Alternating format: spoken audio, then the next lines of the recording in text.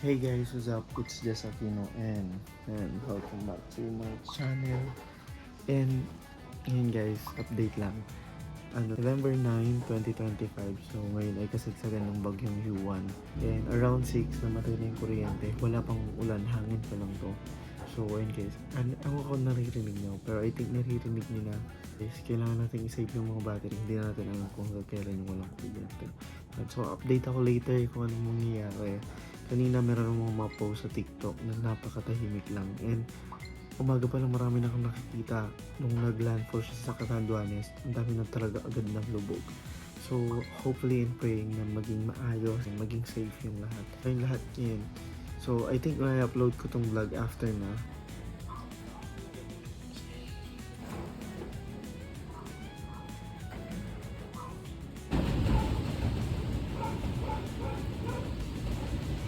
Time check guys. 6:53 pa lang. Ang lakas na ng hangin. Hi guys. So ngayon pupunta kami ng tayo. Grabe. Guys, madilim mo. Walang kuryente. Oh my god.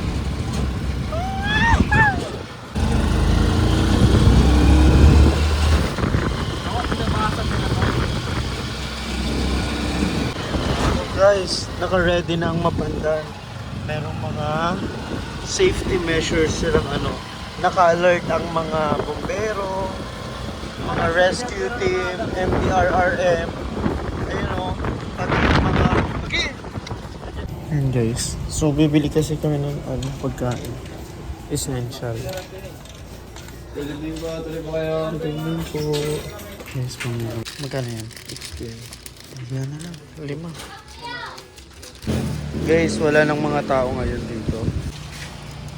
Malakas lang yung hangin. Guys, malakas ang hangin! Grabe!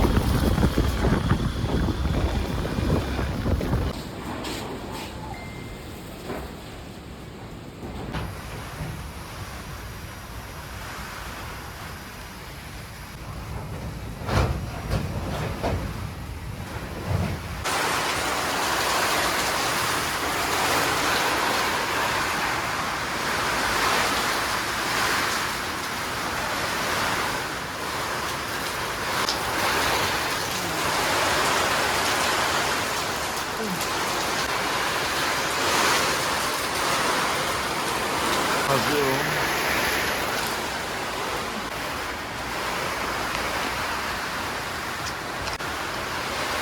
Hey guys, mag-evacuate na ako.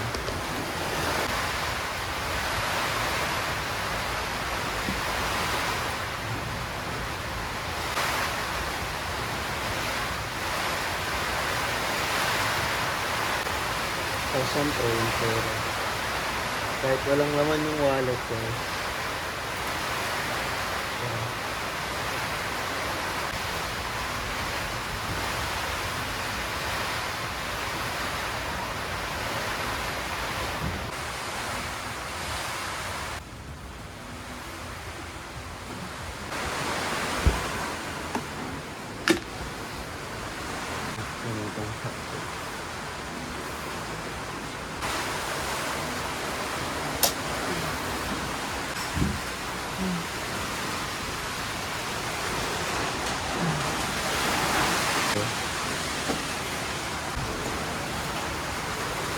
Itong kotse natin.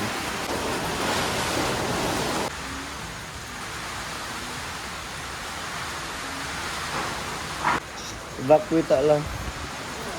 Itan. Di may kwarto ng tao. Pero ikapo mo may bintana dati man ay. Andar. Kasi kami andar.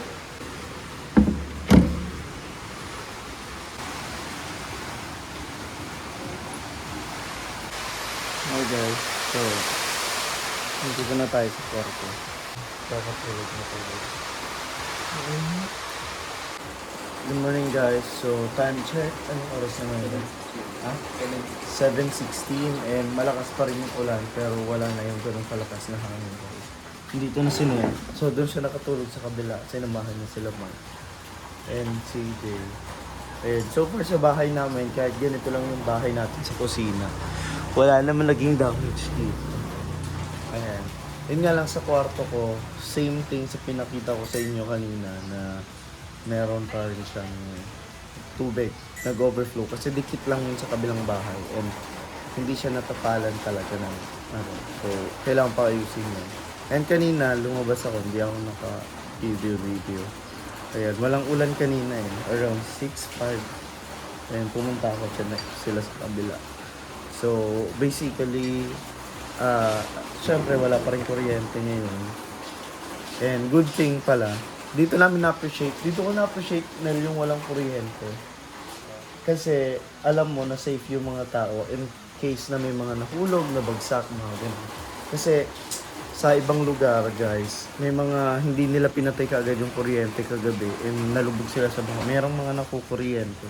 So, ayun guys, yun din yung kainaman na napapatay rin kaagad. Especially pag unpredictable yung hangin, yung tubig. So, ngayon guys, samahan nyo kami mag-breakfast. Ano lang, tinapay lang, tas kape. Kasi mamaya may karoon tayong gagawing report. Kailangan ko magbigay ng update sa mga church members. So, kailangan nating mapuntahan, makumusta sila, mag-document ng pictures. Baka sakaling anong response ng na pwedeng makuha natin. So, ayun guys. Tara na. Let's go. Ngayon mga kapatid ay kasalukuyan po tayong nasa labas ng ating tahanan dahil ating pong pupuntahan ng mga kapatiran po natin at kukumustahin po natin ang kanilang mga kalagayan. So kasama po natin ngayon si Nel at kanya pong inihahanda ang aming sasakyan upang masimulan po namin ng paglibot. Ayan, ngayon po makikita po natin ang patuloy pa rin pong pagulan kahit tuluyan nang wala sa kalupaan po ang bagyong Juan. At meron din pong pabugso-bugsong hangin. Ayan, kung makikita natin sa ating paligid ay meron pong mga puno na nabuwal. Itong tahanan na ito na walang nakatira ay patuloy nang winasak ng bagyong Juan. At itong mga kable dito sa ating harapan ay mula sa mga poste na nasira. Po, so magandang umaga, tayo po ay nasa dahan. Nilang Mark. Tulog po si Mark. Ayan po mga kababayan, kasalukuyan po tayo na nandito sa tahanan ni Auntie Del. At ating tinitignan ang kalagayan po nila pagkatapos po ng bagyong Juan. Ito ang kanyang nililinisan ngayon. Ayan.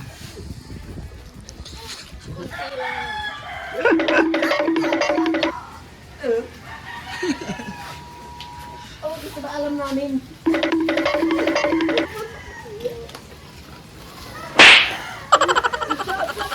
Kuya, Makikiro kay Lord. pero ang sino tayo? Yung Facebook. Ita, ang kuya, wala naman ang gigas ko. I-report mo na yun. Go. Sinong gumawa nito? Si Uncle Edwin Bunag, di ba? Si Uncle. Sino na yung gumawa nito dati? Si Uncle? Wala si Uncle. Ah, Ating mo, si tatay mo. abalang ko Uncle Edwin. Nakaalam ng taranta pati.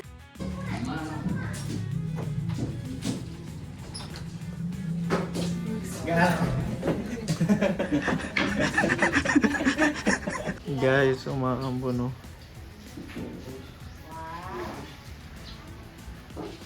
Tapos ang init.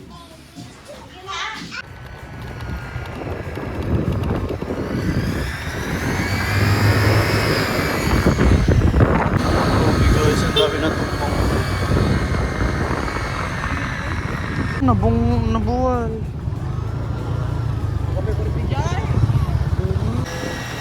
Walang kuryente din kila Ate Lynn. Yahoo! 1, 2, 3. Yan. Shopee po!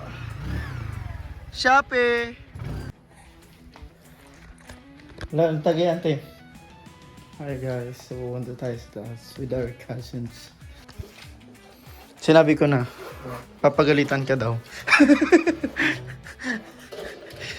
Meron pa naman. Dalawa daw drone mo? Dalawa? Binili po.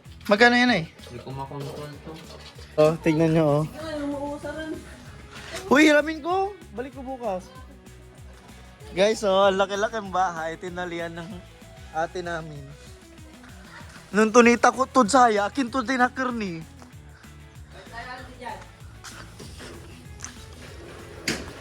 Oo nga, no? Talaga, si kayo ng tagar din dyan?